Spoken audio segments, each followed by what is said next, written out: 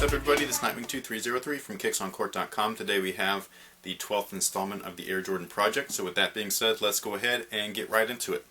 As you can see, we have just a basic herringbone traction pattern. There are two pods, one on the forefoot and one at the heel. Everything else is surrounded by a solid rubber. This particular colorway is more of a translucent rubber, but it does have solid properties. It doesn't slip or things like that. Basically, the only time where I ever had a slipping point was within the first few hours of me playing in these. I slipped right here. I don't know how well you're going to be able to see that, but it's kind of rounded right here, and then it indents right there.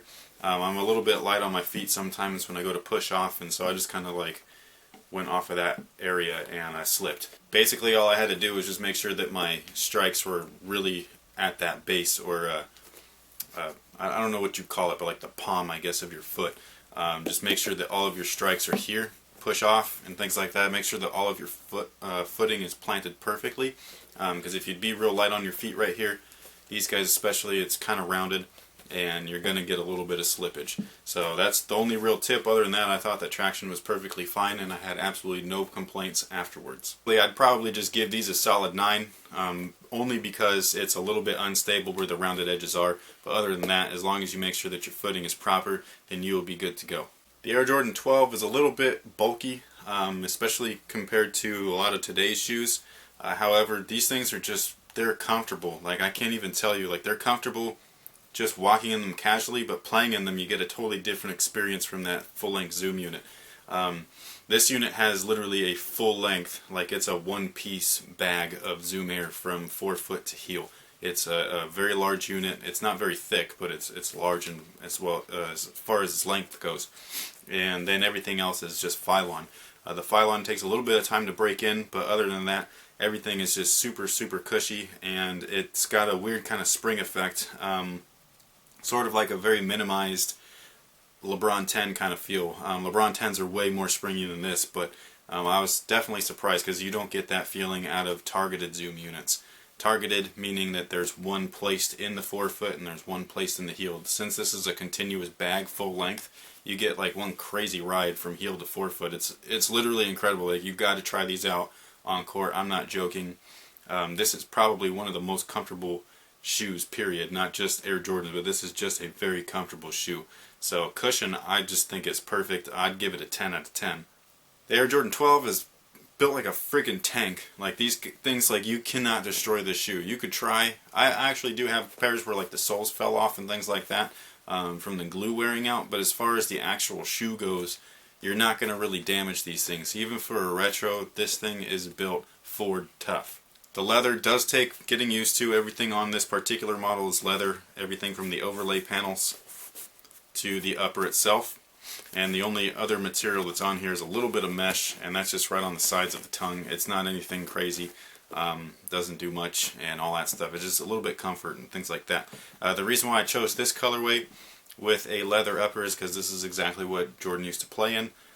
You know, the pairs that have nubuck and things like that. I do have the nubuck 12s, the black and Carolina ones, but you know, he never wore those, so I don't have any desire to wear those on court. It probably would have a little bit of an easier break-in time than something like this, just because this is like a full-on kind of stiff split grain leather.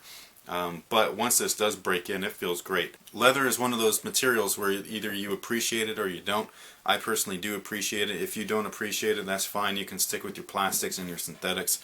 But if you do like leather, this is one of those shoes where you're just going to be in love with them from beginning to end.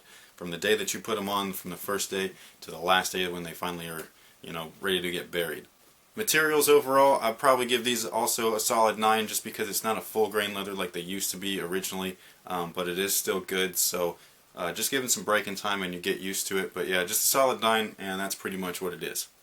As far as the fit, you know, these guys, like this one here fits me perfectly fine. This is size 9. The newest ones that recently released, the Playoff 12s, and there's another one, the Obsidian 12s.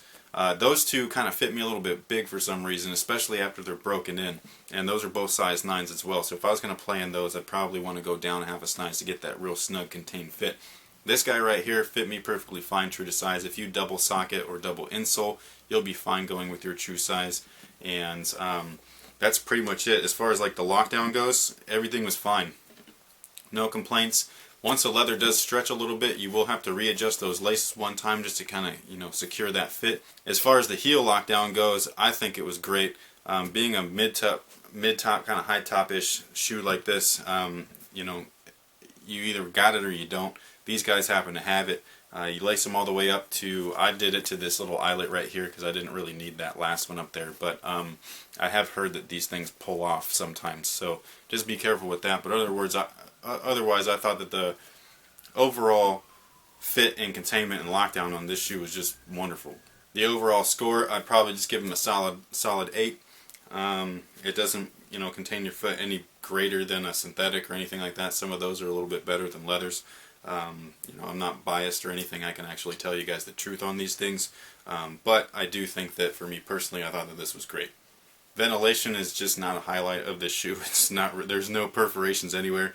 Like I was saying earlier, there's a little bit of mesh right here on the sides of the tongue, but once you got that guy laced up, the only thing that's really coming out is that leather that's up the strip of it. So ventilation's pretty much going to get I'm going to give it a 1 just to be nice because they did put mesh on there, but otherwise I'd say that this is like a 0 as far as actual ventilation goes. Support in the Air Jordan 12 is also pretty damn good. This is one of those things where I'm telling you, it's literally a freaking tank on your feet. It's a little bit heavy, feels a little bit clunky at first. You do get used to it, like I was saying earlier, just some braking time and you'll be good to go. You have a carbon fiber plate on the bottom, gives you some torsional support and some arch support. It's supposed to be a spring back kind of carbon fiber unit, just like the Jordan 11, so when you launch off your toe, it's supposed to spring back into shape and give you a propelling kind of feeling. I can't tell you that, again, I had the same thing with the Air Jordan 11. I can't really feel it personally, so I can't really tell you if that's like an actual thing or if it's just something that they say. It does spring back into shape, I just don't feel it pushing me any further than where I'd normally be going. Other than that, the rest of the support's coming from the materials and the fit, which is pretty much good to go. So I give the support score also a solid 9 just because it's a very solid shoe all the way around. I think this is very well rounded actually. Overall, the traction is almost perfect. The cushion is perfect. The cushion's freaking fantastic. The materials are wonderful. The fit is very solid. You got a very contained fit, especially after everything's broken in. That leather really wraps around your feet. All you got to do is just readjust the laces one time just to get it kind of a little bit more snug, and you'll be good to go. Ventilation sucks, and if that's an attribute that you don't need, then don't pay attention to it.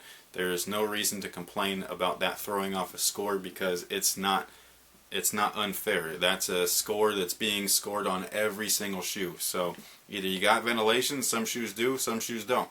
That's why it's on there. The support, also fantastic, so I can't complain really about anything. This is probably one of the most solid shoes, not considering that they're an Air Jordan. I'm just talking about solid shoes in general to play in. This would be good for almost every position. I'm a really small guard and they were fine for me. I've seen huge guys wear these things and I'm telling you the cushion and support is fantastic. So being bigger doesn't really matter. It's got pretty much something for everyone in this shoe right here. And it is a retro, so you know what I mean? This is a 100% playable sneaker. This is probably one of the top playing sneakers in my opinion from the Air Jordan line that I've played in so far from 1 to 12. I'd pick these or the Air Jordan 8s as a go-to shoe at this point in time in the Air Jordan project. So that pretty much takes care of it. If you guys want to see more information, a little bit more detail, official scores and things like that, you can go to my site, kicksoncourt.com, and stay tuned for the next installment, which will be the Air Jordan 13. So until next time, guys, have a good one.